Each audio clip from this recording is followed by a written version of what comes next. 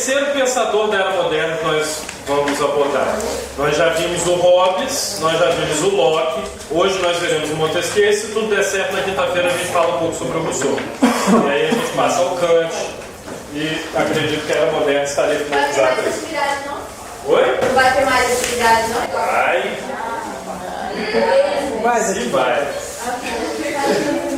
Hoje, aquele clássico esquema. Eu falo um pouquinho da vida dele, eu falo um pouco da principal obra dele, O Espírito das Leis, vocês provavelmente já ouviram falar disso, mas é pouco estudado, essa que é a ironia. É a base para boa parte do nosso pensamento político atual, tanto em todos os cursos que tem filosofia política, cursos de filosofia, cursos de serviço social, cursos de direito, se aborda pouco. Não sei por que se aborda tão pouco, porque ele é um pensador importante. E, claro, Montesquieu também tem a sua própria teoria das formas de governo, nós falaremos dela também. Todos esses caras adoram classificar as formas de governo. É importante classificar para a gente entender. Às vezes, não é tão importante a terminologia, mas sim os princípios que eles usam para classificar as formas de governo. Quais são os princípios que regem cada uma dessas formas de governar? Quais são as condições para a liberdade política? A origem das leis, os tipos de leis e a doutrina da tripartição dos poderes, que é o principal. Apesar dessa quantidade enorme de tópicos, a aula será até razoavelmente curta, pelo menos em termos de conteúdo. Beleza? Professor, tem alguma coisa a ver com o jurídico nosso? Total. Aquela divisão nossa, executivo, legislativo, judiciário, vem daqui. Vem dele. Vamos lá? Então, esse é Montesquieu. Essa escultura é uma cópia de uma escultura feita enquanto ele ainda estava vivo. Essa escultura aqui é um pouco posterior, ela é de 20 e poucos anos após a morte dele. Montesquieu nasceu a 25 km de Bordeaux, na França, e ele era parte de uma família nobre. A mãe dele tinha alguns títulos, o pai dele era um oficial militar de uma longa linhagem nobre, então Montesquieu era também um nobre. Ele se formou em Direito, ele chegou a advogar por pouquíssimo tempo, depois largou, e se tornou político e escritor. Ele ficou mais conhecido como escritor do que como político ou como advogado.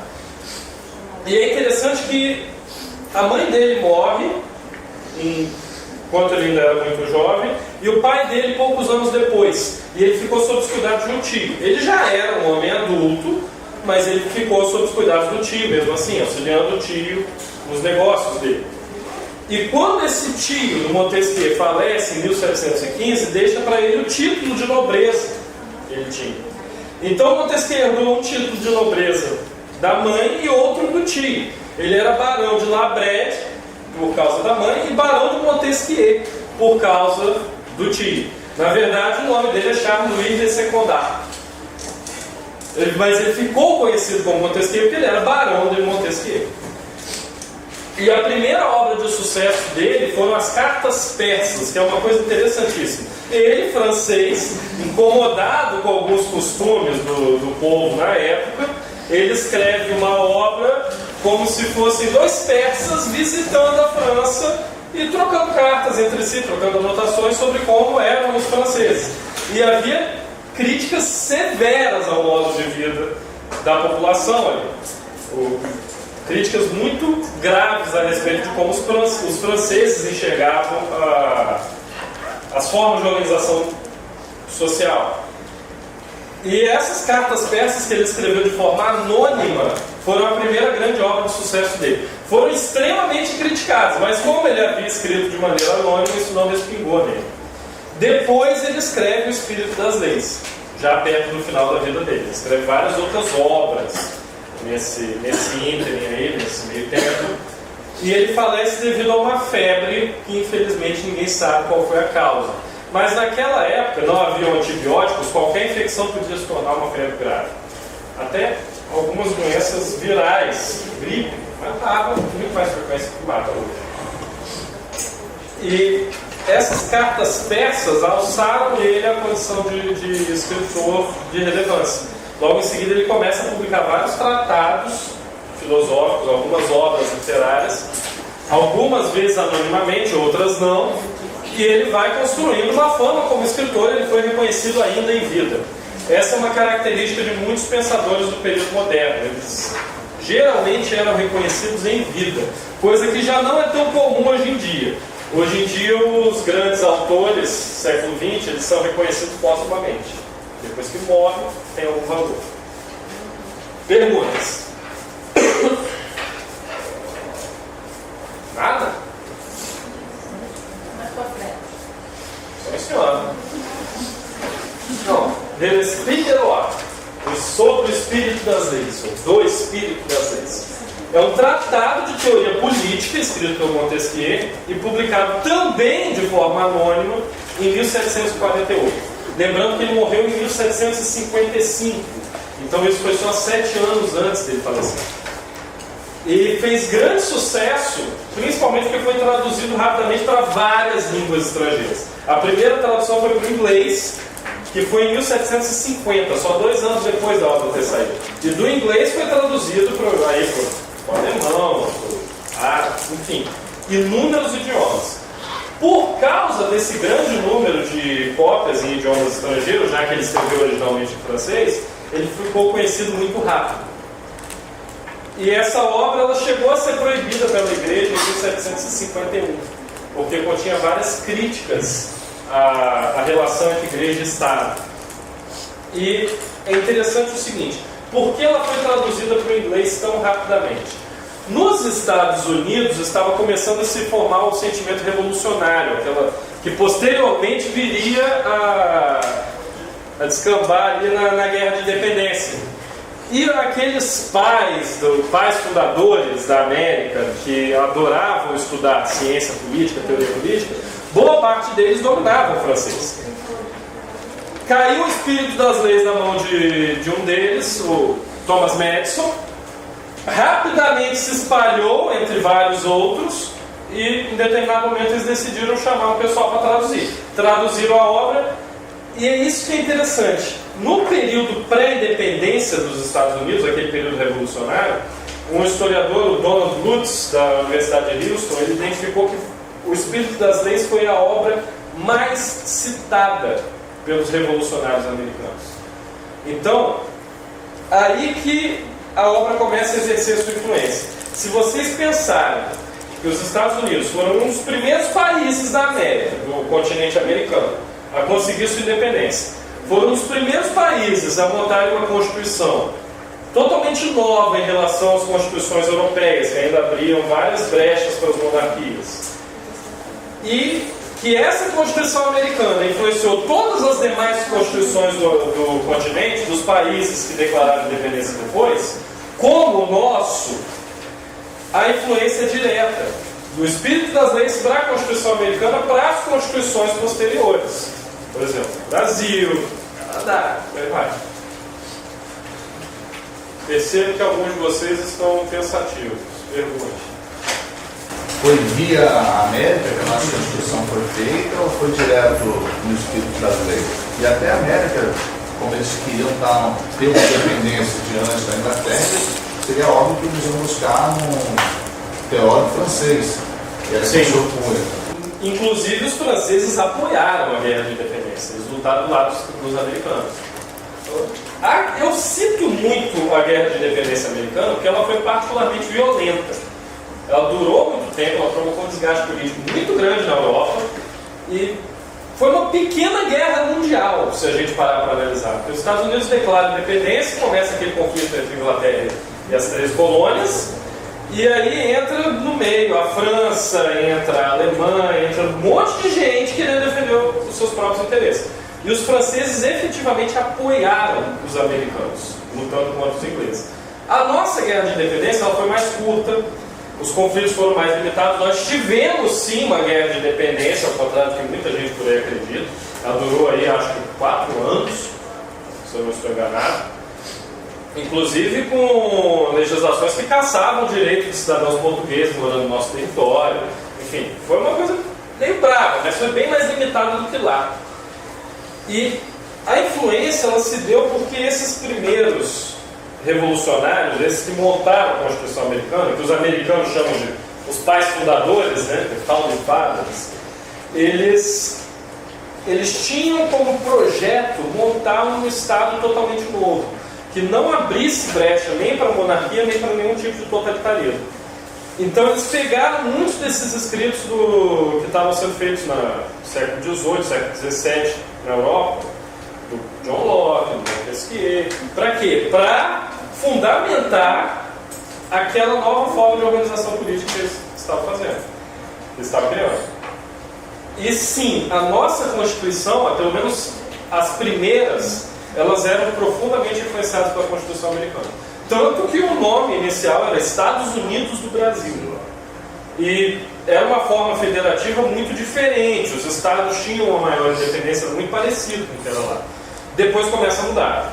Muda um pouco na República Velha, depois muda na Era Vargas, e vão sendo alterados até a Constituição de 88, que está permanecendo aí até hoje, com várias emendas, mas o texto geral continua mais ou menos o mesmo.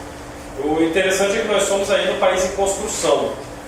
Se você imaginar que o regime militar acabou em 85, nós estamos em 2014, e nós ainda temos emendas constitucionais para uma série de matérias, uma série de questões que são discutidas, nós ainda estamos montando a nossa Constituição aos poucos. Até porque a Constituição de 88 ela abria várias brechas para os militares, para que eles não ficassem tão insatisfeitos com a perda de poder. Abria brecha para os monarquistas, que quando acabou o regime militar, os monarquistas entraram junto querendo restaurar a monarquia. Eles, não, vamos restaurar. Não funcionou, mas o texto da Constituinte, ele abria brechas, como por exemplo pagamento de pensão para a família real. Recebe até hoje. E entre outras coisas. Perguntas? Não?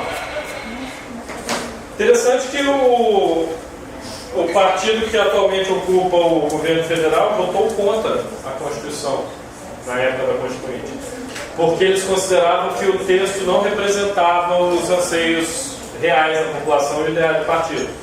E isso é citado até hoje em campanhas eleitorais. Olha, os adversários, né, a oposição, falam, olha, nós temos essa Constituição aqui, avançadíssima, isso aqui, esse texto belíssimo, e vocês votaram contra. É usado até hoje, de uma forma um tanto quanto falaciosa, mas... Enfim, formas de governo, a teoria das formas de governo, de acordo com Montesquieu. Ele afirma que há 3 formas de governo, sendo que uma delas é subdividida em outras 2. A primeira seria a república, a segunda a monarquia e a terceira o despotismo. O despotismo é uma forma de governo na qual não existem leis que limitam o poder do governante. Olha, é aquele estado absoluto que o Thomas Hobbes queria. A monarquia, de acordo com Montesquieu, ela tem leis que limitam o poder do governante. Então o governante tem uma grande quantidade de poder, mas há leis que limitam a sua atuação. Então quando Montesquieu fala de monarquia aqui, ele não está falando de monarquias absolutistas. Ele está falando de monarquias constitucionais. Aqui ele pega uma grande influência da Constituição da Inglaterra. Montesquieu ele é muito influenciado pelo pensamento britânico. Você tem que ter isso em mente. E a república, de acordo com ele, existe em 2 formas.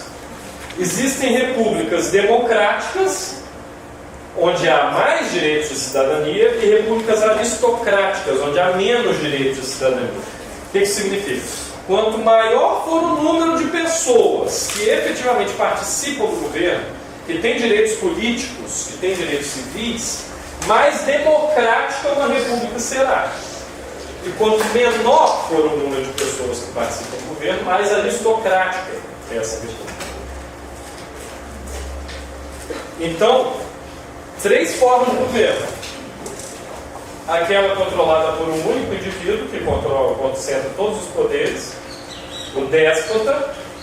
A monarquia, na qual existe um indivíduo com uma grande concentração de poder, mas existe o parlamento, existem leis que o proíbem de fazer determinadas coisas. As monarquias absolutistas, elas se caracterizariam como despotismo, nessa classificação que ele utiliza. E as repúblicas, que são as formas democráticas de governo. Porém, ele não utiliza o termo democrático.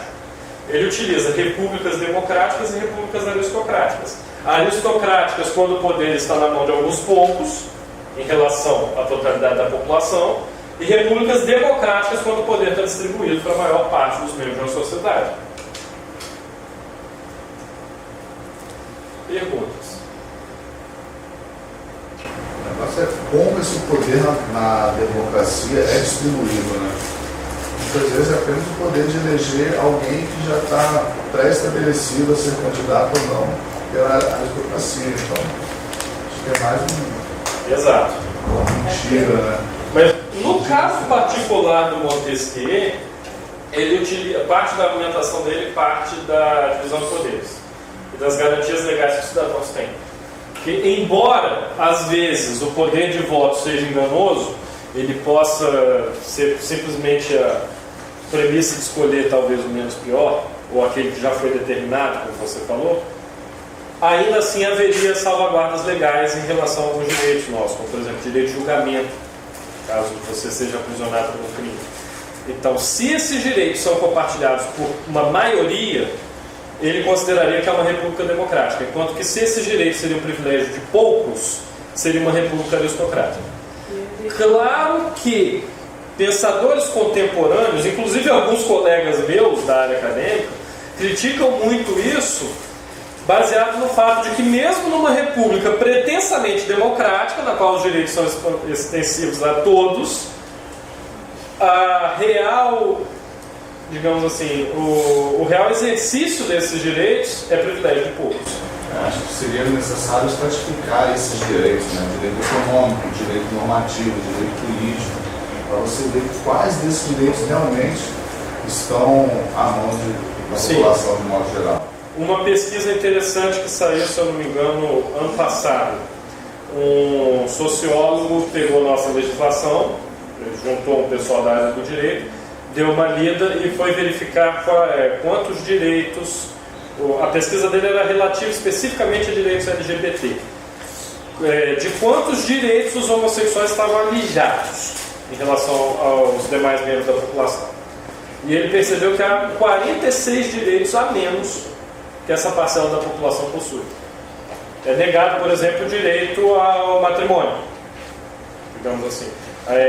Herança, passar para o parceiro ou para adoção. Então, ele contabilizou 46 direitos a menos que alguns cidadãos da nossa república possuem em relação a uma outra classe de cidadãos. E se você procurar com cuidado, isso porque ele só pesquisou a lei positivada, aquilo está escrito. Mas se você procurar com cuidado na prática, você vai observar que alguns direitos, existe um número muito maior de direitos que são negados a uma parcela muito maior da população, os negros pobres, por exemplo. Aquilo que foi dito no seminário na semana passada, que um colega meu falou e foi muito interpretado, veio até o princípio de Vaia, que quem ficou impressionado com as bombas de gás, as balas de borracha nas manifestações de 2013, na favela as balas são verdade. E acontece todo dia, não é só quando tem manifestação. Então, não é para você ficar magoado com isso, impressionado com isso. Na verdade, você deveria ficar indignado com a prática corrente, que é cotidiana, é todo dia. Isso entra aqui. Ok, quantos direitos a população tem? E quantos direitos são de fato exercidos? Quantos direitos nós temos realmente? Essa é uma questão importante para ser trabalhada hoje em dia. Mas na época, ainda com os Estados nacionais europeus se organizando, talvez não fosse uma questão tão óbvia assim. Eles não pensariam que, apesar de positivada na lei, uma determinada classe de cidadãos teria menos possibilidades de agir legalmente do que outra. Menos direitos, de fato. Menos exercício de poder político, civil, e assim por diante. Eles acreditavam que, uma vez que estivesse na lei, funcionaria. E nós acreditamos nisso, por incrível que pareça.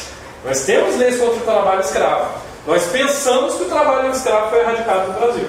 Pega as estatísticas de trabalho escravo. Inclusive há marcas de roupas que fazem propaganda contra o trabalho escravo e volta e meia a Polícia Federal estoura um cativeiro entupido de boliviano, entupido de nordestino em São Paulo, trabalhando em condições análogas ao trabalho escravo, para essas mesmas marcas de roupas que capitalizam o marketing em relação a essa causa social. Queria você falar alguma coisa? Eu ia falar na fala dele que na questão do Montesquieu, ele considerava assim, que a democracia, o seu governo do povo, né, possui um pouco mais de virtude, porque a democracia estava numa concentração de famílias. Exato. Né? Então aí ele considerava isso como um fato. Então, Exato. isso foi completar a sua. Se vocês observarem, nós iniciamos a disciplina, nós iniciamos o semestre falando lá dos antigos gregos, a visão clássica dos gregos, depois a gradual abertura que é feita com Platão, Aristóteles, depois com alguns pensadores romanos, como Cícero, a Idade Média, depois aquela tentativa de voltar com o despotismo. Se vocês observarem, a coisa já mudou radicalmente aqui. Enquanto Platão considerava a aristocracia a melhor forma possível de governo, o Montesquieu já não vê isso com bons olhos. Olha, é melhor do que a monarquia, é melhor do que o despotismo, mas ainda não é a forma ideal. Então percebam que a coisa vai se expandindo, vai mudando a concepção política ao longo dos séculos. E é impressionante quantas pessoas hoje em dia ainda defendem isso aqui. Quando você ouve o discurso, por exemplo, todo mundo para se candidatar a um cargo executivo deveria ter curso superior. Ele está defendendo a aristocracia. Ele está defendendo com a parcela mínima da população que tem acesso a determinada forma de estudo, que concluiu esse estudo. Ingressos no ensino superior brasileiro, 13% da população. Egressos, em torno de 7, 8%. 7, 8% da população tem diploma. E aí você ouve gente defendendo que deveria haver uma lei na qual todo mundo que pudesse se candidatar seria somente quem tivesse algum tipo de diploma de curso superior. É o rei filósofo. Teria que ser todo mundo aristocrata, né? Sociedade de educação, todas as pessoas. Exato. É porque ele diz aí que, sendo desta forma, eles teriam mais conhecimento para conduzir questões, ocasiões, né, fatos. Exatamente. É a alegação que ele dá. Como se um pedaço de papel pregado na parede fosse mostra de conhecimento. Eu conheço gênios que não têm nenhum ensino fundamental completo, e eu conheço completos ignorantes, boçais com doutorado. E vocês provavelmente também, basta circular por aqui. Para denunciar.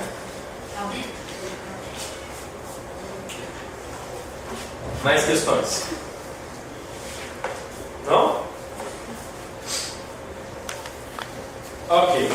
Cada forma de governo dessas tem um princípio, tem um fator motivador. E o Montesquieu coloca que se esse fator motivador estiver ausente, o governo cai. Ele não consegue subsistir.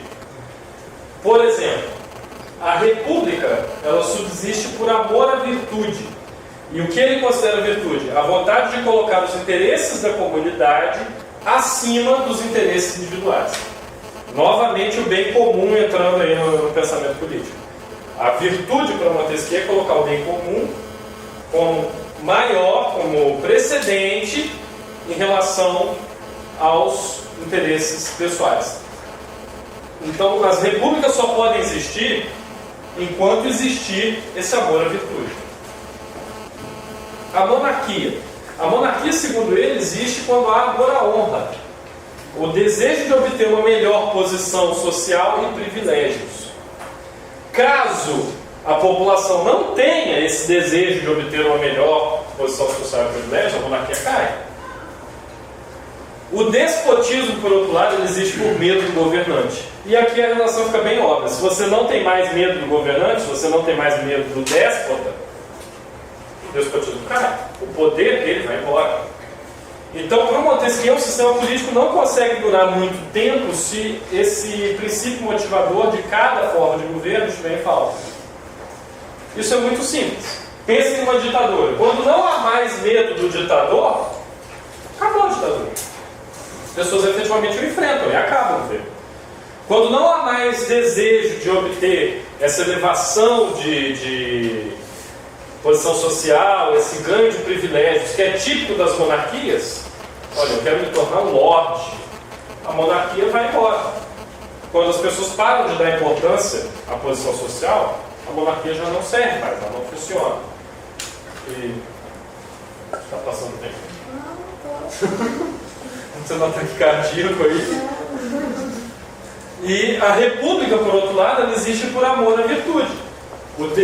Se colocar abaixo do interesse coletivo. Colocar os seus interesses pessoais abaixo do interesse coletivo. Então, quando isso não existe, as repúblicas falham. E elas dão origem a outras formas de governo. O Montesquieu efetivamente alega que na Inglaterra, após a Revolução, eles não conseguiram implementar uma república porque faltava esse amor à virtude. Então eles implantaram uma monarquia constitucional.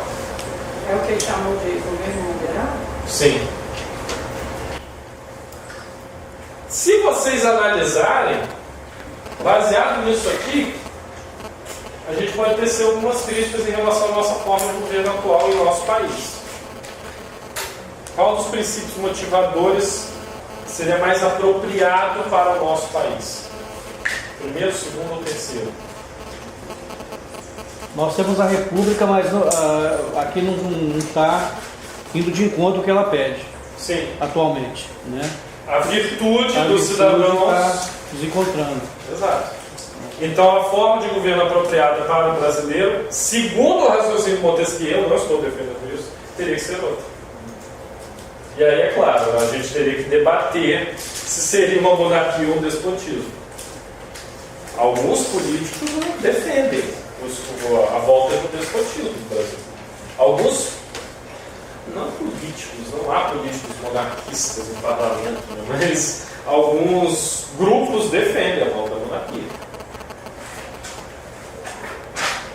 Questões? Eu acho que no Brasil o despotismo tem, mas é até porque a gente está vivendo, porque você fala com qualquer pessoa sobre política, as pessoas não confiam no poder político em si. Já vou botar em qualquer um, tá bom, tá ótimo. Sim. Elas efetivamente querem não ter a responsabilidade pelo que ocorre no campo da política. O brasileiro, ele vive numa corda bamba. Porque ele vive entre o despotismo, entre a tirania e a anarquia. Isso é interessante. O brasileiro ele tem vocação para as duas coisas. Mas, na verdade, as duas são manifestações de um único fenômeno, que é a vontade de não participar politicamente das instâncias governamentais. Então, duas formas de você não participar. Ter um governante autoritário, que impede a participação política, ou não ter governante algum e focar em pequenos grupos que façam autogestão. Então é interessante como a nossa visão de sociedade ela pende ou para um extremo ou para o outro, ou para o total autoritarismo ou para o total libertarianismo. Mas na verdade é a total noção como eu posso dizer, não é incompetência, é da passividade em relação ao processo político de modo geral. Eu iria mais além. O brasileiro, ele sabe que foi o que eu te falei aquela hora, você vota em quem os partidos decidem que serão os candidatos. Todo mundo já sabe que isso aí não vai para lugar nenhum, vai dar no mesmo. Sim. Se vocês pegarem o Raiz do Brasil, do Sérgio Buarque de Holanda, ele escreve um livro inteiro refutando o mito do homem cordial. O brasileiro é visto como um homem cordial.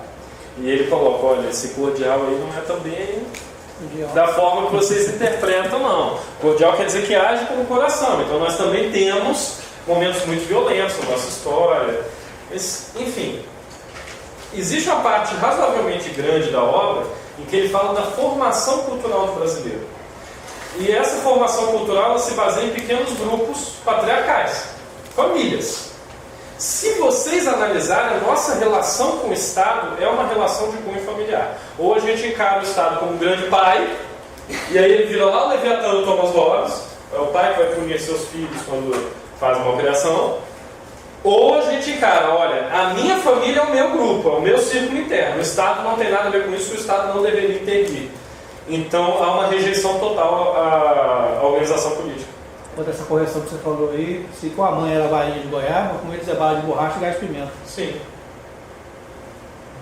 E quanto à anarquia, a anarquia poderia ser vista antigamente como uma desobediência civil.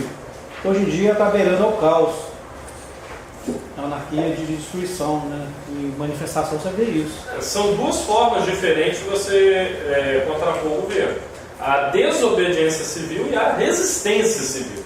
Há quem defenda a desobediência civil, o pessoal fala, por exemplo, manifestação pacífica, e há quem defenda a resistência civil, pegar uma pedra e quebrar o vidraço do banco. Agora, o debate de qual das duas é mais eficaz, qual das duas é mais válida, seria longo e duraria aqui várias aulas. O interessante é que o próprio conceito de desobediência civil ele se alterou ao longo dos anos. Quando o Henry David Thoreau escreve a desobediência civil, quando ele se recusa a pagar impostos lá nos Estados Unidos para não financiar a guerra contra o México, para não financiar a escravidão, ele fala que se todos os cidadãos se recusarem a cumprir as normas do governo, o governo vai cair. E ele clama não por um Estado, a frase exata dele é não de imediato por Estado nenhum, mas pelo menos por um Estado melhor. Então, ele está preocupado com uma melhoria do governo. Agora, hoje em dia, o próprio conceito de desobediência civil é mais complicado. Por quê? Você tem algumas alternativas. O movimento Occupy, que se espalhou pelo mundo inteiro. As pessoas ficavam pacificamente acampadas em locais que consideravam como símbolos da desigualdade social para protestar em relação àquilo. Quando havia tentativa de remoção, elas não resistiam à polícia, elas davam as mãos, ficavam lá, cantavam. Alguns, é claro, vão resistir, porque ninguém aguenta apanhar muito tempo calado. Você tenta se defender, isso é natural do ser humano, de qualquer animal. Mas a desobediência civil, ela muda de foco. Nós temos menos possibilidade de desobediência hoje em dia. Henry David Thoreau podia se recusar a pagar impostos, porque os impostos eram coletados na porta da casa de cada um, e o cobrador do governo lá. Hoje em dia você paga imposto embutido do produto. Você compra uma lata de salsicha e já tem 48% de imposto. O número é inventado. Mas como é que você vai se recusar a pagar impostos? Se quiser alguma coisa, você tem que exigir. Exato. E é isso que aqueles que afirmam a resistência civil alegam. Olha, nós não temos possibilidade de uma desobediência pacífica. Então nós temos que efetivamente resistir. É o que os Black Blocs fazem. Se você analisar, porque a mídia ela faz todo um esforço para esvaziar o conteúdo político da ação desses grupos. E é claro, esse conteúdo político ele não estará presente em todos os membros daquele grupo, mas há um conteúdo político. E quando você investiga mais a fundo, esse conteúdo político ele não é tão simples, não é tão vago quanto não entender, não é raso. Pelo contrário, ele vem de uma longa tradição, que vem desde o século XVII, XVIII, desde a Revolução Francesa. E alguns deles estão cientes disso. Isso é o mais interessante. Alguns efetivamente sabem que há uma longa tradição histórica por trás do que eles afirmam. Que tem uma reflexão teórica por trás. Enquanto outros não sabem, e outros sabem, mas não dão a mínima para isso. Mas é assim com qualquer grupo político. Você vê por aí pessoas defendendo democracia, democracia, democracia. O cara nem sabe dar o conceito de democracia. É porque vocês veem aqui na aula que há vários conceitos possíveis. E aí? Perguntas?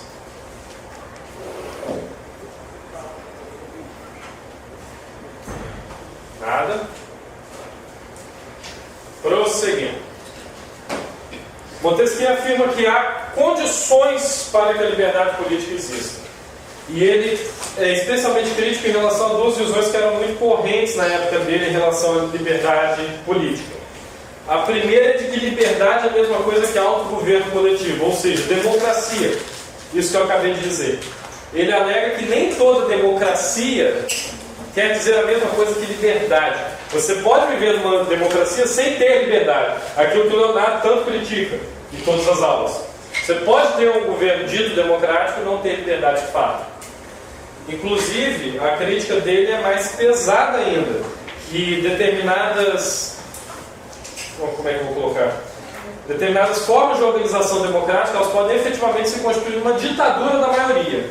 Essa é uma crítica que ele deixa um pouco sutil ao longo do texto, mas que o Rousseau vai enunciar muito mais claramente no estágio posterior. E a segunda crítica que ele faz é de que liberdade é a possibilidade de fazer o que se quiser, sem limitações. E essa é outra visão corrente, não só no tempo dele, mas até hoje em dia. Minha liberdade. O que é liberdade? Eu ia fazer o que eu quero. Não é. Calma, não é tão simples. Então, inclusive, ele considera ambas como um perigo à liberdade política. Porque se todo mundo fizer o que quiser, não há liberdade política. Porque aí vira aquele problema do Hobbes. Todo mundo tentando satisfazer os próprios desejos, interferindo com a liberdade do outro. Aqui ele já está colocando de uma forma bem mais, digamos, jurídica. Mas, no final das contas, o motivador da questão é o mesmo. E ele, é claro, teve sim influência dos pensadores que vieram antes dele. E a liberdade política, de acordo com Montesquieu, ela é impossível num despotismo, impossível no governo autoritário, mas ela é possível numa república e é possível numa monarquia. Desde que essa república ou essa monarquia tenham leis adequadas para promover essa liberdade política. Para fugir desses dois enganos e promover a liberdade política. Perguntas? Sim, Débora. Então, para eles, liberdade política é obedecer às leis vigentes? Não necessariamente. Que leis seriam essas que promoveriam a liberdade? Que leis adequadas a uma república ou uma monarquia poderiam promover a liberdade? Ele coloca 6 itens. O primeiro, direito de um julgamento justo. Se você não tem certeza de que será julgado de forma justa caso cometa um crime, você não tem liberdade. Se a condenação for a bel prazer do juiz ou de quem quer que seja que te capture, você não tem liberdade de fato. Segundo, presunção de inocência. Quando você, digamos que você seja presa por um crime que cometeu ou não importa. O que as autoridades devem levar em consideração é que até que seja provado que você é culpado, você deve ser considerado inocente. É o que a gente chama de ônus da prova. Não só na filosofia, mas também no direito. O ônus da prova é sempre de quem afirma. Se eu faço uma afirmação, eu tenho que provar que essa afirmação é verdadeira. Então, se eu afirmo, você é culpado de ter, defredado a estátua tal. Eu tenho que provar que você estava lá na hora, que você efetivamente cometeu o ato, que aquele ato resultou num dano, etc, etc, etc. Se eu não conseguir estabelecer essa tese, você é inocentado. É por isso que no procedimento jurídico nós temos testemunhas, nós temos a própria prova material, fotos, gravações, etc. Então, a presunção de inocência é necessária para a liberdade política. Por quê? Porque se você não sabe se pode ser considerado culpado ou não meramente por estar no lugar errado na hora errada, você não tem liberdade alguma. Aí, os 2 primeiros itens estão juntos. Terceiro item, proporcionalidade na severidade de uma punição. Uma punição ela tem que ser proporcional ao crime. Se você for preso e julgado e considerado culpado por um crime menor, ele riscou um muro, você não pode condenar a pessoa a pena de morte. Isso é totalmente desproporcional. Condena uma reparação, uma multa, serviço comunitário. E tem que existir proporcionalidade nas punições. Porque sem proporcionalidade também não há liberdade.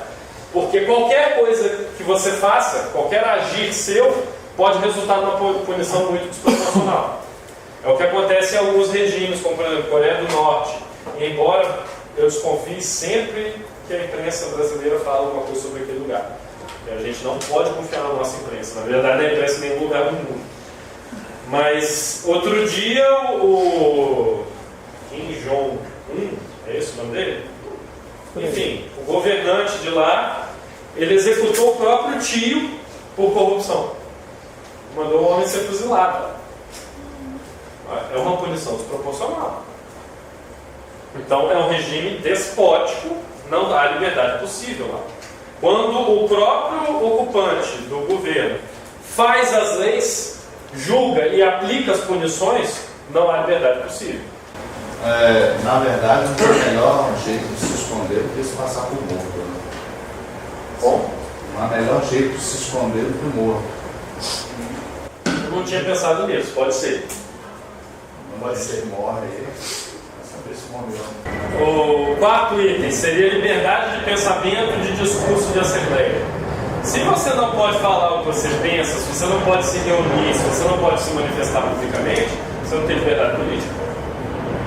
O quinto item, não existência de escravidão.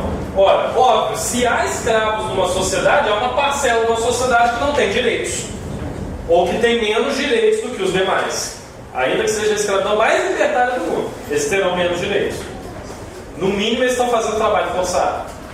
Então, também não há liberdade política. E o sexto item, no qual nós daremos um foco a partir de agora, seria a separação dos poderes. Então, não é só liberdade, é obediência às leis.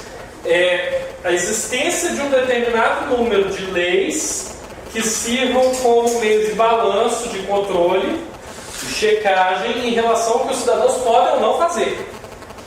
Se eu não puder fazer determinadas coisas, como por exemplo, me reunir com pessoas aqui para debater um determinado assunto, liberdade de assembleia, eu não tenho liberdade política de fato. Porque não há como se manifestar publicamente, não há como interagir com a esfera governamental, não há como atuar na sociedade civil para agir sobre o público. Porque isso seria limitado pelas leis do Estado. Então as leis devem proteger determinadas liberdades individuais dos cidadãos. Liberdades políticas. Se, ao nos reunirmos ali, debater, por exemplo, as eleições que estão chegando, são em outubro, nós formos presos, considerados culpados mesmo sem julgamento e recebemos uma punição desproporcional, digamos, exílio, não há liberdade política. Simples. E isso já aconteceu em vários momentos da nossa história. E já estava acontecendo na Europa séculos antes de acontecer aqui. Na verdade, é tudo uma questão de maturação. Eles chegaram a essas conclusões porque eles tiveram um processo histórico muito mais longo do que o nosso. São civilizações, acho que mais antigas é inapropriado, porque os índios tinham civilizações aqui, mas pelo menos nesse modelo, com o Estado, com o debate político, público, eles são mais antigos do que nós. E eles perceberam os problemas antes, porque os problemas aconteceram antes. Enquanto nós estamos percebendo os problemas agora, e nós ainda estamos debatendo isso aqui. Nós estamos chegando no debate com 3, 4 séculos de atraso. Porque até então isso não acontecia. Então, Estado Destaque. Bom, o que ele fala sobre a origem das leis e os tipos de leis? Isso é interessante, porque ele estabelece toda uma teoria para a origem das leis que ela tem uma adesão parcial em relação à guerra de todos contra todos do Hobbes. Mas no caso dele é entre nações. Por que entre nações? Para Montesquieu, a lei surge quando organizados em grupos sociais, formam-se sociedades, e cada sociedade particular passa a sentir sua força. Isso gera um estado de guerra de uma nação para outra, de nação para nação. Ou seja, nós aqui montamos um grupo, o pessoal da outra turma monta outro grupo, nós percebemos a força que temos e entramos em conflito em relação a eles. Então, no caso dele, não é guerra interna, de todos contra todos, os membros da sociedade guerreando entre si. É a guerra de uma sociedade contra outra, o que leva a regulações. Para regular esse conflito, criam-se leis. Desse conflito, entre grupos distintos, surgem regulamentações recíprocas, que estabelecem, por exemplo, delimitação territorial, direitos, deveres, normas de comércio, normas de interação, e assim por diante. E aí surgem as leis. E as leis existem em 3 formas, são 3 tipos. Aquilo que ele chamou de direito das gentes, que são as relações entre os povos. Aquilo que ele chamou de direito político, que é a relação entre os governantes e os governados, ou seja, vertical. e aquilo que ele chamou de direito civil, que são as relações entre os cidadãos. Então, aproveitando o exemplo que eu dei agora há pouco, se nós aqui dessa sala formos uma nação e o pessoal da outra sala for outra nação, o direito político seria aquele que iria reger, por exemplo, como nós elegeríamos um representante e qual seria a relação desse representante com os demais. O direito civil seria aquele que iria reger as nossas relações internas aqui. E o direito da gente seria aquele que iria reger as nossas relações com o outro grupo, lá da outra sala. E ele aplica isso a nações. Ele está vindo de toda uma tradição de surgimento, ressurgimento dos Estados Nacionais da Europa. Os governos estavam se reestabelecendo após toda aquela fragmentação medieval, todas as monarquias que apareceram, começam a surgir as monarquias constitucionais. Então, ele se inspira nisso. Poucas décadas, pouquíssimo tempo antes da Revolução Francesa, poucos anos, nem chegou uma década. Perguntas? Estão tão desanimados? O que foi? É o calor? A aula está chata? A metodologia precisa ser reformulada? A Copa. A Copa. Vamos fazer um bolão da Copa, dos jogos? Para a galera se animar? Vou botar no Uruguai de novo. Quem vai ser a banca? A banca. A gente tem que estabelecer o direito civil, o direito político e o direito da gente. Olha, a aula prática, pegar a Copa para debater. Então, a gente cria o direito político para estabelecer os tesoureiros, o direito da gente para ver como é que a gente vai apostar, como é que são os seus prêmios, o direito civil. Para o papo, começa por favor. Tá. O estilo das leis deve ser simples. A expressão direta é sempre melhor compreendida do que a expressão meditada. As leis não devem ser sutis. Elas são feitas para pessoas de entendimento medíocre. Não são uma obra de lógica, mas a razão simples de um pai de família. Montesquieu estava ciente de que algumas leis simplesmente não pegam. Você pode escrever uma lei, você pode votar, você pode aprovar e você pode inserir no código. Seja Código Civil, Penal, Constituição, onde quer que você queira. Aqui uma lei, Exato. outra que falaram que não ia pegar, da lei seca. Sim. Então, se a lei formal redigida, se ela for excessivamente complexa, se ela não se expressar de forma direta, se ela não apelar para a razão do homem e do povo, ela simplesmente não pega. Ela não será obedecida. Leonardo citou a lei da palmada. Vocês têm visto os debates sobre a lei da palmada? Qual a opinião de vocês a respeito? Eu vi um cara ser entrevistado pela CBN que ele falou assim, que ele não aceita o Estado ter uma forma assim, mais direta assim, para a educação do filho dele. Ele está ciente de que ele não vai ser um pai assim, um ditador, um tirano, mas ele vai corrigir na hora certa. Mas, na verdade, hoje em dia as crianças nem ficam mais com os pais. E aí tem a no seio familiar. Quem tem um pouquinho de dinheiro, bota o filho na creche às 7 da manhã, pega às 5 da tarde. Já toma café, almoça, lanche da tarde. Por que isso é um assunto polêmico? Porque nós brasileiros temos uma relação com o educar a partir da punição. E é uma relação histórica, ela é longa, vem lá de trás. A gente educa punindo. É de teoria do conhecimento. Você só sabe se está errado, está chegando que alguém te corrige. Enquanto não te corrigiu, você ainda está no erro. Então essa coisa que você aprende com erro também é mentira. Você aprende com a correção. Enquanto você está fazendo erro, você não sabe o que é erro, você não vai aprender. Então, mas toda correção precisa ser física? Palmadinho. Porque entra a questão que o Rubens colocou do Estado legislar sobre a vida privada dos cidadãos. E entra várias outras questões no meio. Por exemplo, Leonardo mencionou que as pessoas, os filhos hoje em dia passam pouquíssimo tempo com os pais. Passam mais tempo, digamos, na escola ou em outras atividades, sei lá, na igreja, o que quer que seja. Se nós não permitirmos que um professor, um padre, um pastor corrija nossos filhos apelando ao castigo físico, porque nós queremos ter o privilégio de de educar nossos filhos apelando ao castigo físico.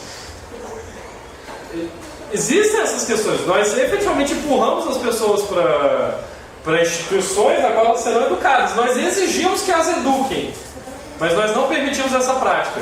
No entanto, nós nos revoltamos quando é criada uma lei que proíbe essa prática dentro de nossas próprias casas. Como se também tivesse um fiscal do governo federal em cada residência para observar isso. Não é questão, é efeito e causa. Poxa, vai resolver o problema do efeito? Vamos para a causa, gente. Exato. E são várias questões que entram aí. Toma tempo do judiciário, toma tempo do legislativo, toma tempo do povo. Exato. Há necessidade de uma legislação para isso. Trata a causa do problema, trata o efeito do problema.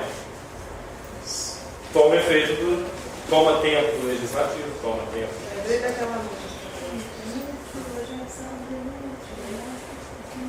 Canta mais alto.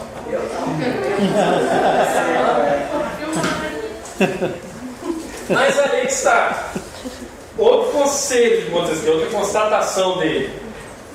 As leis defrontam-se sempre com as paixões e os preconceitos do legislador. Algumas vezes passam através deles e por eles são manchadas. Outras ficam entre eles e a eles se incorporam. Ora, todo legislador, quando elabora leis, está imbuído de toda a sua formação cultural, social, todos os seus preconceitos epistemológicos, sociais, religiosos e assim por diante.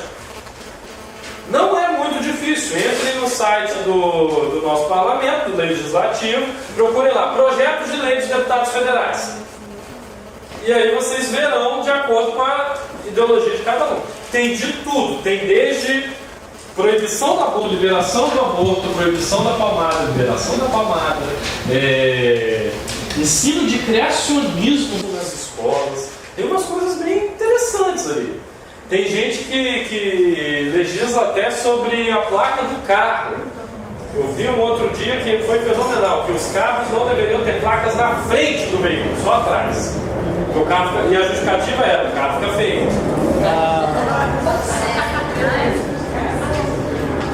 Então, as leis, elas também são feitas com base nos preconceitos do legislador. E o povo deve atentar a isso, deve estar atento e observar esse tipo de coisa. E qual é o método do Montesquieu, que era comparativo? Método? Ele usava o método comparativo para poder ser sobre a teoria dele. Usava sempre o estudo. Sim. Então, ele se encarava como historiador. Isso, aí se coloca aí? Sim. Ele...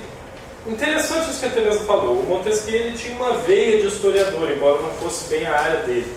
Então ele pegava legislações e dados históricos de diferentes nações e comparava para tentar extrair daí alguma conclusão que ele pudesse usar como teoria política geral. Foi daí que ele tirou isso. Observar que muitas vezes os legisladores simplesmente criavam legislações com base no que queriam. Só.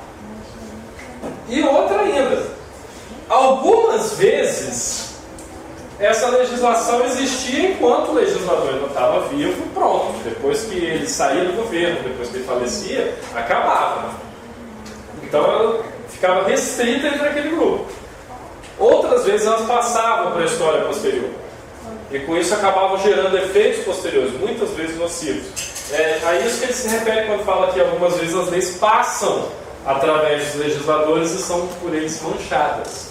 Eles efetivamente mancham as leis enquanto estão exercendo aquele poder político. Eu acho que não será muito difícil encontrar alguns exemplos locais, nossos, de pessoas que criam leis que efetivamente mancham nossa legislação. Que estava muito boa antes daquele cara querendo se meter ali. E depois que sair do poder, aí está lá. Tem uma novinha aí. Tirar a obrigatoriedade das autoescolas aquele aparelho, como é que é? O simulador, né? Quem investiu, que gastou 40 mil reais. Eu lembrei daquele, do tempo deles, que são jovens, não é aquele kitzinho de primeira escola, né? Tem vários outros. Vamos pegar um exemplo mais grave. A Lei de Segurança Nacional existe até hoje. Isso é resquício da ditadura. A divisão das polícias, da polícia militar e da polícia civil, está aí até hoje. Está aí até hoje. Inclusive com alguns braços, algumas coisas mais graves. Por exemplo, a polícia militar, pela Constituição, ela é um policiamento ostensivo, é um uniforme, é na rua, mas eles têm serviço de inteligência. Mas vamos falar da mancha. Será que o preço do álcool vai baixar? Nunca nada abaixo do preço. Nunca nada baixo. Nunca vi. Só no Japão. O Japão tem uma economia com deflação. E isso está gerando um problema sério para a economia deles, porque as pessoas efetivamente deixam para comprar as coisas no dia seguinte, que sabe que vai estar mais barato. Então a economia deles está parada porque os preços estão caindo. As pessoas não consomem. O que agrava o problema, porque quanto menos consumo, menor a inflação. Então o preço só baixa mais ainda. Tem uma outra situação também, se falou da polícia militar e civil. O bombeiro também. O bombeiro aqui no Brasil é militar, ele não é civil. Assim, da população, você tem um órgão regulando ele. Sim, a estrutura hierárquica. Mas, apesar disso, a maior parte dos estados ainda é separada, eles têm uma estrutura de funcionamento diferente.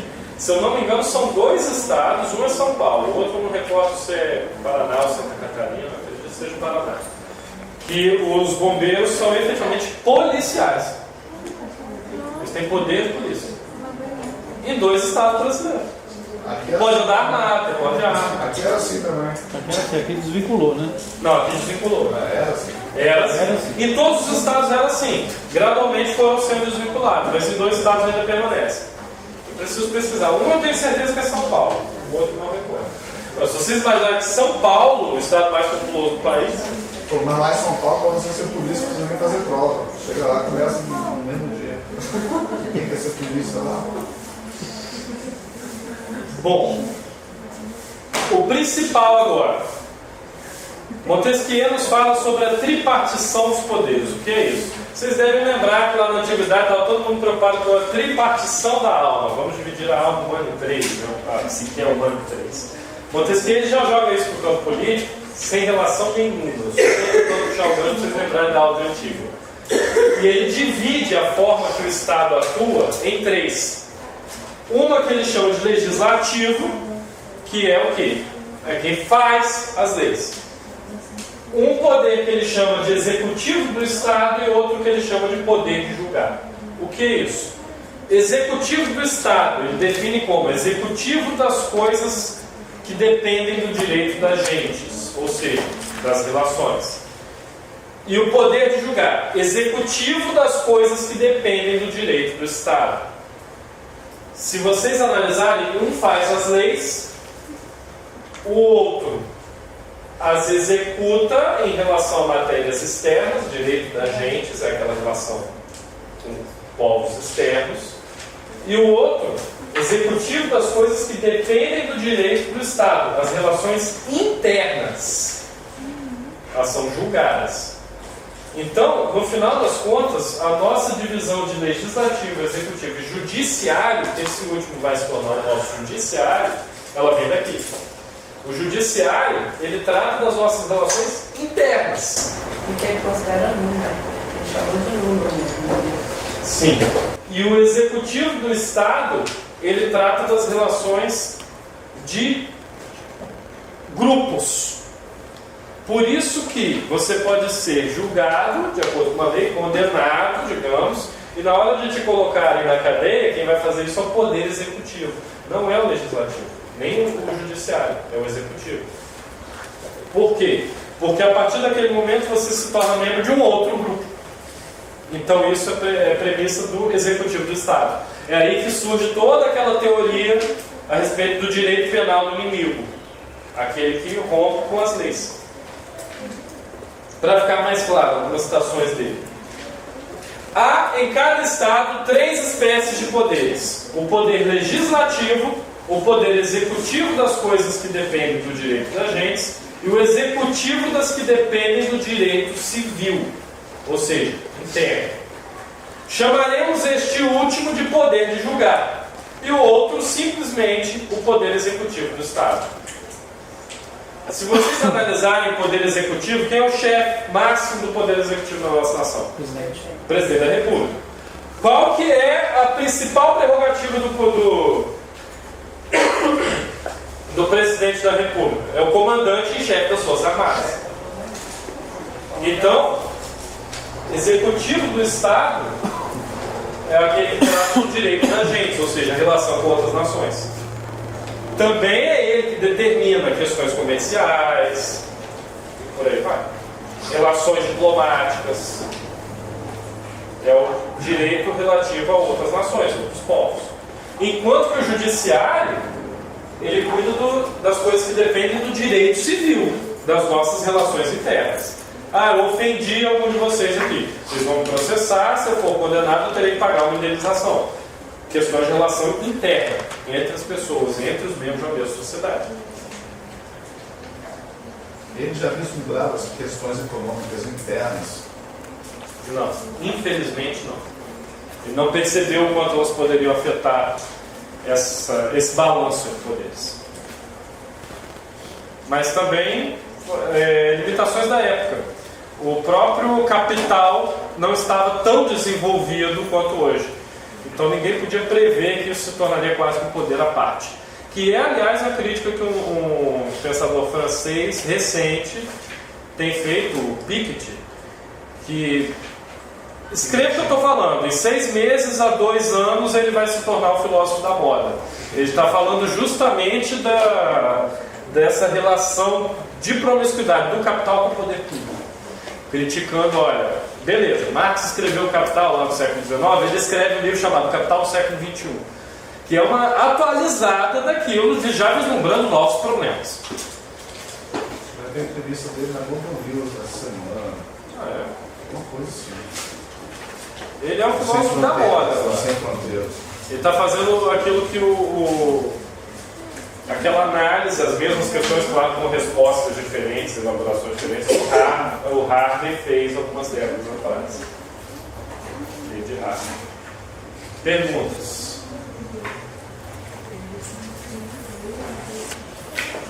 Nada?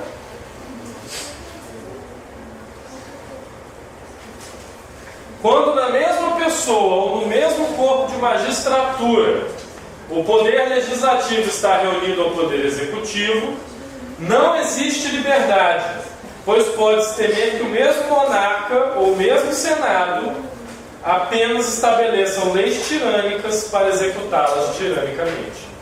Ora, é claro, se o legislativo e o executivo forem juntos, você não tem garantia nenhuma de que a lei não beneficie o executivo. Se torna uma tirania. Não haverá também liberdade se o poder de julgar não estiver separado do poder legislativo e do executivo. Se estivesse ligado ao poder legislativo, o poder sobre a vida e a liberdade do cidadão seria arbitrário, pois o juiz seria o legislador.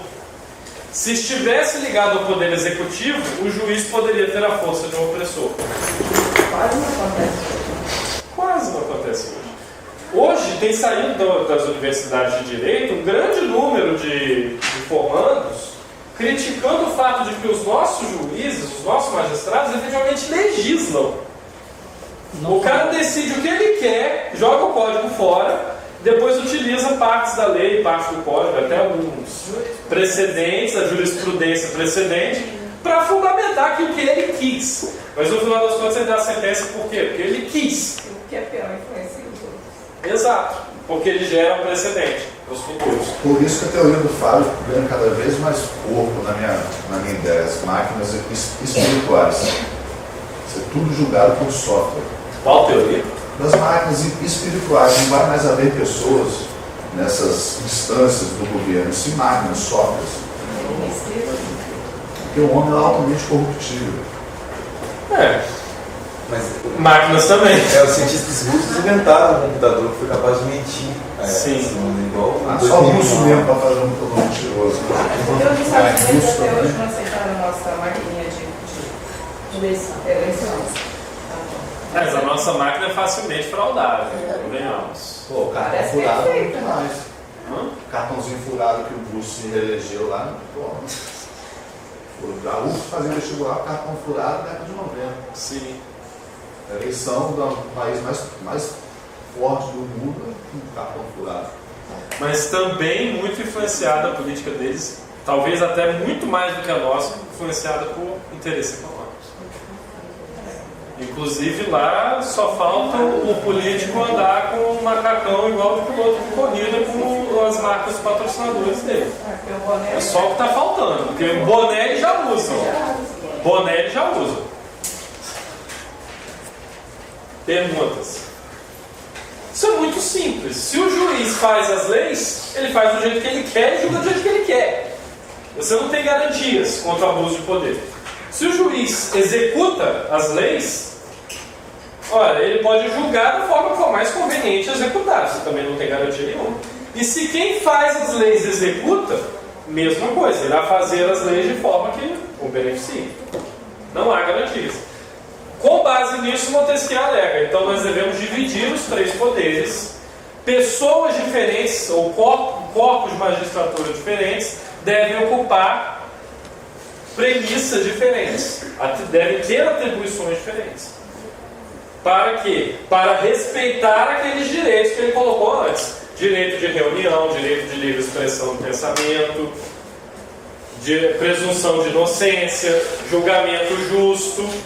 Percebam que agora sim, tudo aquilo que nós entendemos como direitos fundamentais, como direitos humanos, efetivamente foi escrito, positivado e fundamentado. Se até o John Locke a gente tinha uma forma meio nebulosa de falar da coisa, olha, precisamos disso, daquilo e tal. Agora não, agora ele está dizendo, não, a gente precisa assim, assim, assim, assim. Por causa disso, daquilo. Por isso que ele tratou o judiciário como sendo um poder nulo, porque ele não promoveria, não tem nenhuma produção nessa questão. Ele não produz leis e não executa as leis. Ele só as interpreta, julga de acordo. Na visão de Montesquieu. Que é um pouco distante da prática, mas pelo menos a teoria subsiste até hoje. Está na nossa Constituição, inclusive. E na Constituição de 90% dos países republicanos ou democráticos que a gente conhece. Sim. Aquela imagem, aquele símbolo da justiça é especialmente esclarecedor. Você já deve ter visto na frente de alguns tribunais, tem uma estátua de uma mulher com uma veste antiga, grega, romana, vendada, com uma espada na mão e uma balança na outra. Por quê? A espada é a rigidez, a dureza da lei na hora de punir. A balança é o julgamento justo, imparcial. Cega, porque a justiça ela deveria ser igual para todos, independente de classe social, cor, preferência sexual, enfim, origem. Imparcialidade. Agora, na prática, as coisas são outras. Tanto que alguns desenhistas já fazem enormes charges com a estátua levantando o vestido, assim, subindo a venda para olhar. Você vê cartunistas fazendo isso. Perguntas? Oi? A balança já pendendo para um lado, não para o outro. Perguntas? Tudo estaria perdido se o mesmo homem ou o mesmo corpo dos principais, ou dos nobres, ou do povo, exercesse esses três poderes: o de fazer leis, o de executar as resoluções públicas e o de julgar os crimes ou as divergências dos indivíduos. Vocês podem observar que é isso que acontece em alguns casos de, por exemplo, linchamento. Um grupo decide que alguém é culpado por algum crime que eles acabaram de inventar, ou seja, criou a lei e já deu o julgamento. E executa o julgamento deles, executa a punição, na mesma hora. Então, o problema não é só se o corpo de magistratura faz isso. Se o povo faz isso, também dá problema. Por isso tem que ser separado, por isso tem que ter instâncias representativas. O argumento do Montesquieu é esse. Ora, se todo mundo tiver esses três poderes concentrados, ou pelo menos dois deles, que sejam, já teremos um problema, uma ameaça à liberdade. Porque, voltando naquilo que ele disse antes, liberdade política não é fazer o que se quer. Percebem como os argumentos estão encadeados? Se todo mundo fizer o que quiser, você tem concentração dos poderes na mão de uma única pessoa ou de um único grupo. Seja um grupo dos poderosos, seja um grupo do povo. E aí, é claro, acabou-se a liberdade. Nós teremos constantemente medo daquele grupo que concentra esses poderes. Hoje em dia você precisa efetivamente ter medo de estar andando na rua, de repente te apontarem e falarem aquele lá é o criminoso tal, você nunca nem ouviu falar do problema e de repente você pode ser linchado por isso. Porque alguém em algum momento decidiu que seria uma boa ideia dizer para o povo que ele tem esses 3 poderes concentrados entre si. A mídia capitaliza em cima disso e o resultado vocês já conhecem. A mesma coisa se for os poderosos. Olha, vamos concentrar o poder na mão de um único indivíduo. Tem aqueles que perdem a volta da ditadura. Essa situação pode estar acontecendo, já caminhando para acontecer aqui no nosso país, porque a sensação de impunidade está muito grande. Sim. Então as pessoas estão querendo fazer alguma coisa e vai ser por essa habitualidade. É interessante. Oi? Essa tática, velho, você vai denegrindo, diminuindo, destruindo algumas instâncias para poder fazer valer uma maior também resgate, um Messias, algo assim. É interessante esse discurso da impunidade porque ele apela àquele sentimento do Hobbes, o medo do outro, que vocês viram comigo. Que é o que? Olha, eu tenho medo do meu vizinho, do meu colega, então eu preciso de alguém maior e mais forte para evitar que eu tenha esse medo, para evitar o conflito entre eu e ele. E aí vocês ouvem na mídia e nos discursos populares a sensação de impunidade. Eu não sei se esse que está do meu lado é um criminoso, não sei se ele pode fazer algo comigo e não ser punido. Aí a lógica é sempre da punição, porque a nossa lógica é paternalista, o Estado é o pai. Ele vai nos dar uma palmada, nos dar uma cintada se a gente se comportar mal. O Brasil não tem impunidade, o Brasil tem a 3ª maior população carcerária do planeta. São 700 mil presos. Um monte de obra aí, ó. Mas você vê agentes da lei, né, que são os policiais, chegar na mídia e falar, ó, a gente prende o cara, mas ele daqui a 3 dias ele está solto. Exato. Eles falam isso. E se vocês analisarem quem vai preso no Brasil, você vai na cadeia e pergunta, é tráfico de drogas, é roubo E assalto. e furto. Roubo aí eu estou incluindo o assalto à mão armada.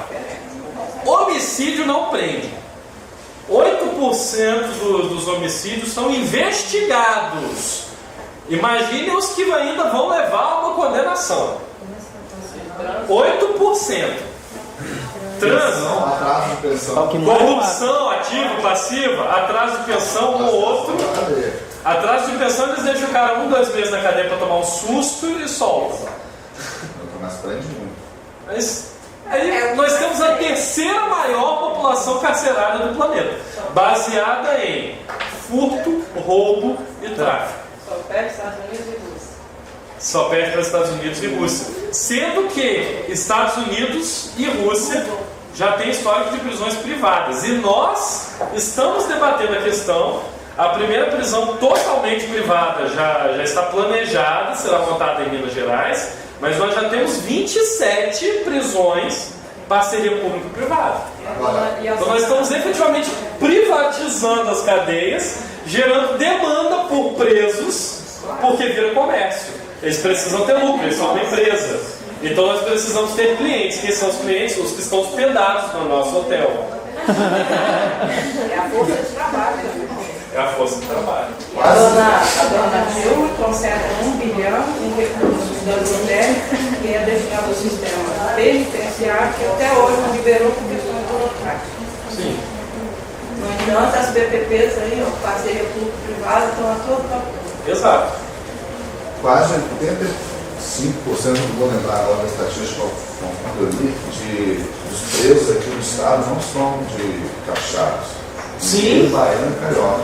Mineiro, baiano e carioca. Exatamente. E há lugares que isso é ainda mais grave. O custo é do estado.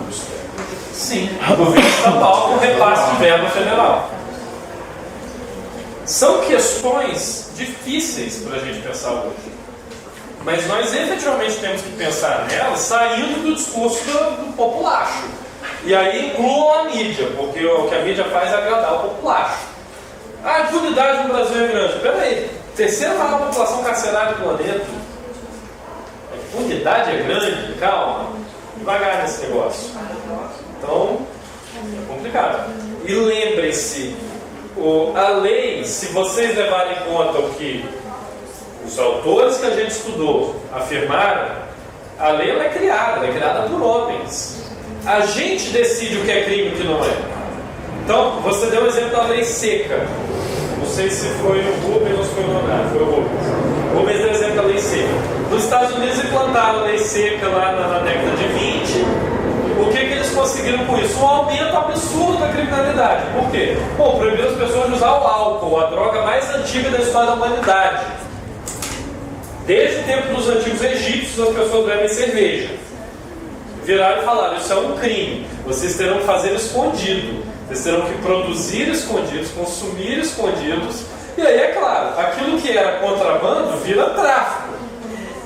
Contrabando e tráfico viram crimes sérios, viram crimes federais. Então, para se proteger das instâncias do Estado, que não te aprisionar por isso, as pessoas adquirem armas e fazem ligações criminosas. A criminalidade aumentou absurdamente. E surgiu o quê? O enorme poder dos mafiosos que vocês veem até hoje em filme de época da década de 20 e 30. Até que a proibição foi levantada. Pensemos um paralelo com a guerra às drogas hoje. Vocês podem pegar desde as drogas mais leves às drogas mais pesadas. E acreditem, somos todos drogados. Todo mundo aqui já tomou pelo menos um remédio para dor de cabeça, ou para depressão, ou para o que quer que seja. Eu tenho problema respiratório e vários de vocês já me viram utilizando remédio aqui. E aí? Aí a gente afirma, olha, tem um determinado grupo de substâncias que são proibidas, que você só pode obter ilegalmente. Ora, a pessoa que está na ilegalidade, ela tem relações escusas com vários outros indivíduos que têm outras relações mais escusas ainda. O que vai gerar, é claro, o efeito bola de neve. E aí, mais de 60% da nossa população carcerária, que é a terceira maior do mundo, está presa por tráfico. Como assim? Nós decidimos que isso é um crime. Não estou dizendo que deva ser liberado de imediato, mas no mínimo a discussão deveria ser mais responsável. Deveria ser uma discussão política, não meramente uma discussão sobre paixões a respeito de qual substância eu acho legal e qual substância eu acho perniciosa. Até a forma como é feita essas prisões, você pode ser preso com 20 kg de maconha, com $5 de maconha, e você vai ficar junto. Pessoa, então... Se você entrar em qualquer fórum, qualquer tribunal, você vai ver inúmeros processos que o menino foi pego com 3 pedrinhas de crack, 2 baseados. E ainda coloca na mão do policial militar, olhar para você e falar se você é traficante ou não. Sim. Então, se você está bem vestido e mora em Jardim da Penha, você não é traficante, não. Agora, se te pegam no bairro da Penha e você é negro, você é traficante. Pode ser $3 no bolso. Tá de chinelo. Exato. Então... Exato. O governo seria bom porque teria tributação, né? E lembremos também do caso do helicóptero. Não sei de nada. Existe aquela história, um rapaz negro de bermuda e chinelo sendo pego em um bairro de periferia com, sei lá, 10 gramas de uma droga qualquer, é uma coisa. Um helicóptero abandonado numa fazenda com 500 quilos de cocaína, o piloto não sabe quem é, o dono do helicóptero não sabe quem é, o cara que contratou o piloto não sabe quem é, o dono da fazenda também não sabe. E ninguém foi punido até agora. A mídia também não sabe. A mídia também não sabe. O lance do senador também, tem um negócio do senador. Eu não quero entrar nessa polêmica, mas sim, os amigos do dono do helicóptero também não sabem. E a polícia devia estar ainda Sim. Mais algum debate ou questão por hoje? Encerremos. Leiam o texto, meus queridos. Meus anjinhos, é o texto original do Rousseau, é curtinho, por favor.